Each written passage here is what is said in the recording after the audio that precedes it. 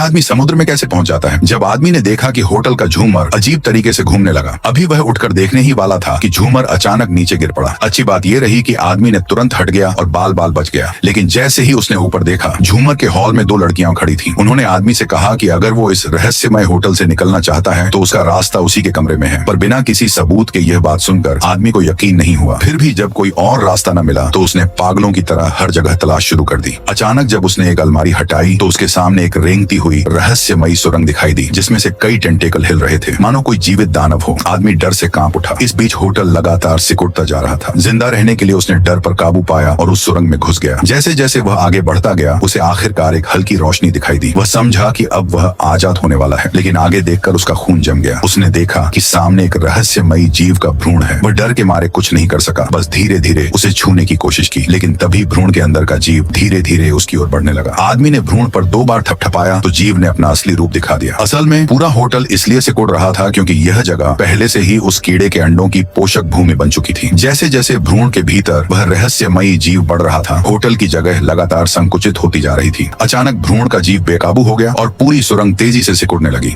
दरअसल बाकी कमरे के मेहमान भी बचने के लिए दरवाजे तोड़कर अंदर घुस चुके थे, लेकिन खून और मांस से भरे उस मार्ग को देखकर वे डरने के बजाय आगे बढ़ने लगे। उसके बाद उन्होंने बिना किसी झिझक के पैरों के नीचे रेंगते को कुचलना शुरू कर दिया। भ्रूण के भीतर का जीव दर्द से तड़प उठा। स्थिति को और बिगड़ते देख आदमी ने एक ऐसा कदम उठाया, वह जोर लगाकर भ्रूण के अंदर घुस गया। अजीब बात यह थी कि वह मरा नहीं, बल्कि खुद को एक गहरे समुद्र के बीच पाया। वहां उसे एहसास हुआ कि वह रहस्यमयी जीव कथुलु है। कथुलु ने उसके चारों ओर 2 चक्कर लगाए और फिर उसे अपने साथ एक उजाले भरे द्वार की ओर ले गया। वीडियो को लाइक जरूर करें।